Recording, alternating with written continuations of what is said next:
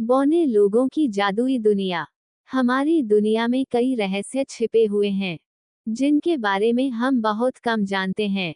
कुछ रहस्य विज्ञान की पकड़ में आ जाते हैं, लेकिन कुछ ऐसे भी होते हैं जो किसी जादुई दुनिया से कम नहीं होते। क्या आपने कभी सोचा है कि हमारे आसपास कोई अदृश्य दुनिया भी हो सकती है? एक ऐसी दुनिया जहां छोटे छोटे लोग रहते हैं, जिनके पास अनोखी शक्तियां हैं, जहां हवा में महल तैरते हैं, जहां पेड़ आपसे बातें करते हैं, और जहां का हर रास्ता किसी नई जादुई चीज की ओर ले जाता है।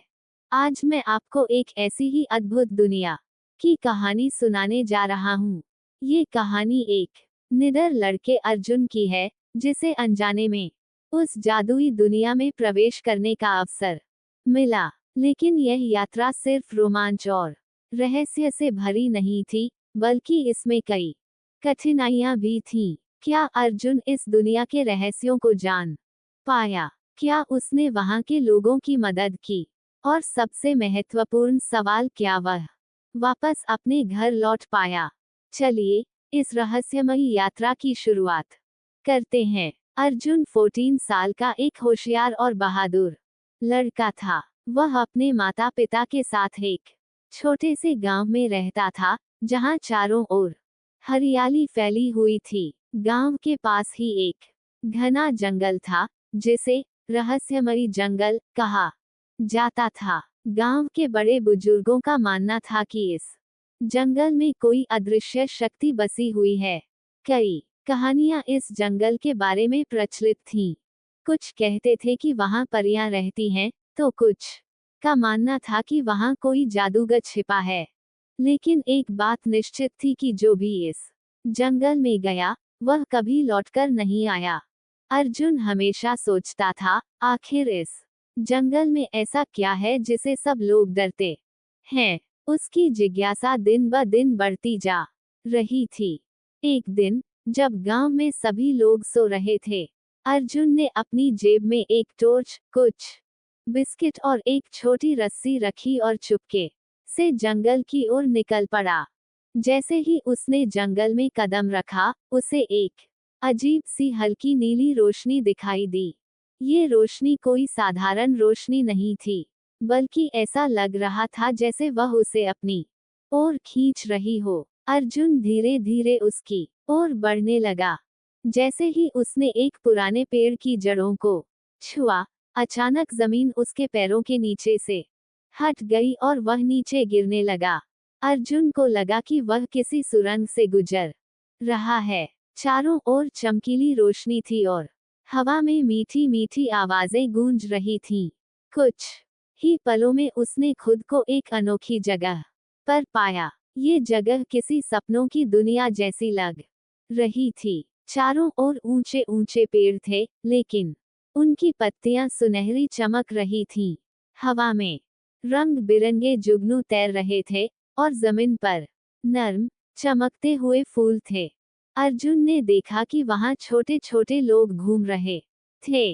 उनकी लंबाई केवल 1 से 2 फीट थी, लेकिन उनके कपड़े रंग बिरंगे और चमकदार थे। उनके कान नुकीले थे, और उनकी आंखों में एक अजीब सा तेज था।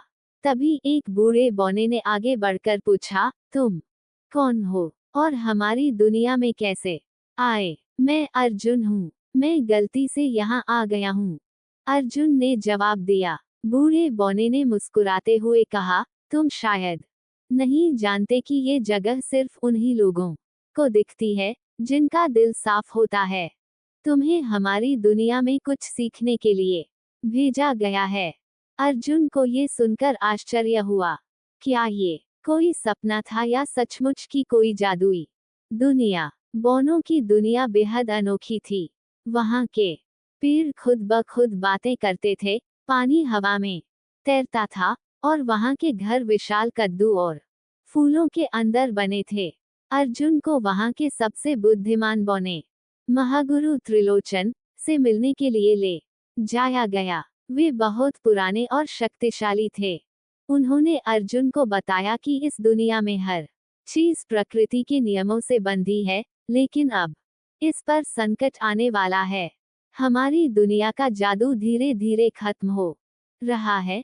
महागुरु त्रिलोचन ने कहा, ये सब एक दुष्ट बौने कालग्रह की वजह से हो रहा है, जिसने जादू का गलत इस्तेमाल करना शुरू कर दिया है।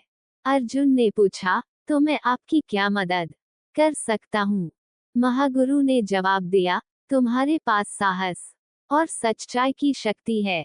अगर तुम चाहो तो कालग्रह को हराने में हमारी मदद कर सकते हो। अर्जुन ने बिना झिझक हामी भर दी। कालग्रह बौनों की दुनिया का सबसे खतरनाक बौना था। उसने अपनी जादुई शक्ति का इस्तेमाल करके प्रकृति का संतुलन बिगाड़ दिया था। उसकी वजह से नदियां सूख रही थी, पेड़ मुरझा रहे थे और जादू कमजोर हो रहा था। महागुरु त्रिलोचन ने अर्जुन को एक जादुई तलवार दी, जो सिर्फ सच्चे दिल वाले व्यक्ति के हाथों में काम करती थी। अर्जुन और कुछ बहादुर बौने कालग्रह के किले की ओर बढ़े। वहां पहुंचते ही उन्होंने देखा कि कालग्रह एक काले सिंहासन पर बैठा हुआ हंस रहा था। तुम मुझे रोक नहीं सकते, नन्हे योद्धा, कालग्रह गरजा। लेकिन अर्जुन ने हिम्मत नहीं हारी। उसने अपनी जादुई तलवार से कालग्रह पर वार किया। तलवार की रोशनी इतनी तेज थी कि कालग्रह की सारी काली शक्तियां नष्ट हो गईं, और वह वहीं गिर पड़ा। अर्जुन की बहादुरी से बौनों की दुनिया बच गई। महागुरु त्रिलोचन ने उसे आशीर्वाद दिया और कहा, तुमने साबित कर दिया कि सच्चे साहस और अच्छाई से बड़ी बुराई को हराया जा सकता है।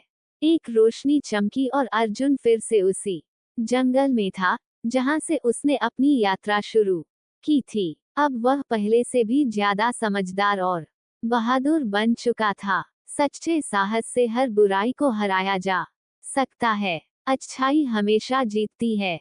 हमें अपने आसपास की प्रकृति की रक्षा करनी चाहिए।